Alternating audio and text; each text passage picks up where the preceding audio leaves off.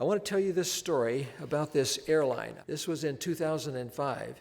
Helios Flight 522 was scheduled passenger arrived at Larnaca, Cyprus, to Athens. It was on its way to Athens, Greece. That on the 14th of August, 2005, crashed, killing all 121 passengers and crew on board.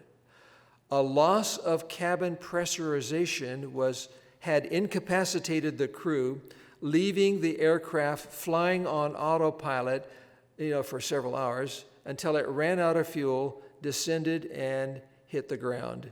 A crash investigation was conducted. When the aircraft arrived from London Heathrow earlier that morning, the previous flight crew had reported a frozen door seal and abnormal noises coming from the right aft service door. They requested a full inspection of the door. The inspection was carried out by a ground engineer who then performed a pressurization leak test.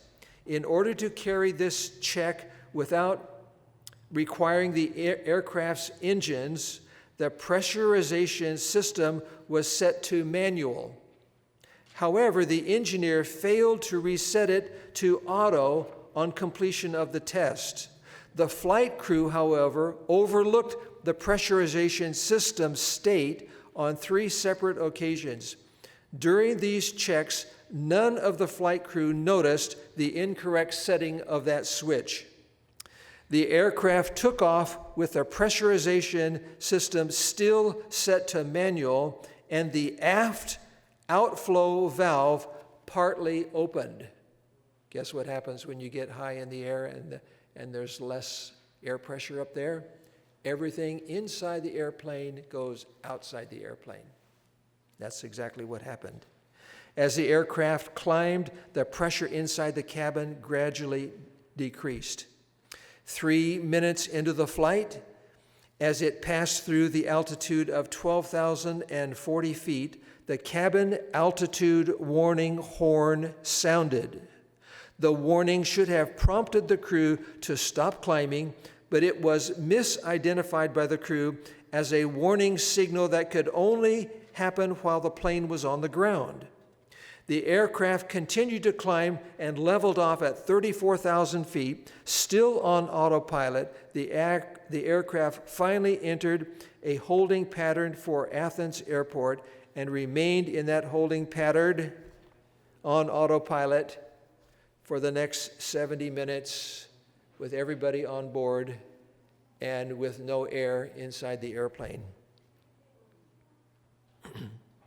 The direct causal chain of effects that led to the accident, according to the investigation that was conducted, were non-recognition of the wrong setting on the pressurization system, incapacitation of the crew due to hypoxia, eventual fuel starvation, and impact with the ground. Said another way, they didn't recognize they had an emergency, and it was eventually complicated by a lack of oxygen, and that is what caused the crash of that airplane.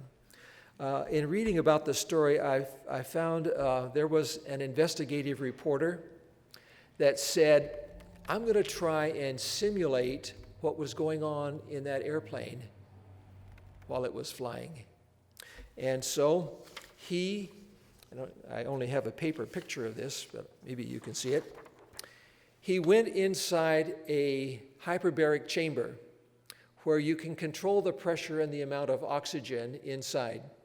And he asked those that were, in charge of the hyperbaric chamber, to gradually reduce the oxygen and the pressure inside to be equal with what was going on inside that airplane. A few minutes into the experiment, they gave that man one of these. Can you all see it? You all know what it is?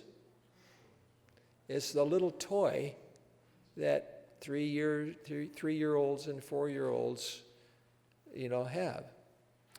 he failed the test of finding the right shape for the right hole.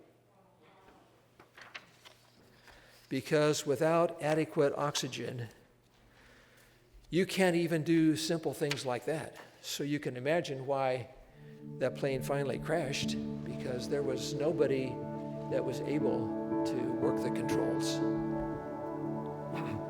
So I have a question for you this morning, and it's only for you. I'm not asking you to raise your hand, but I'm just asking you, there is something also called spiritual hypoxia.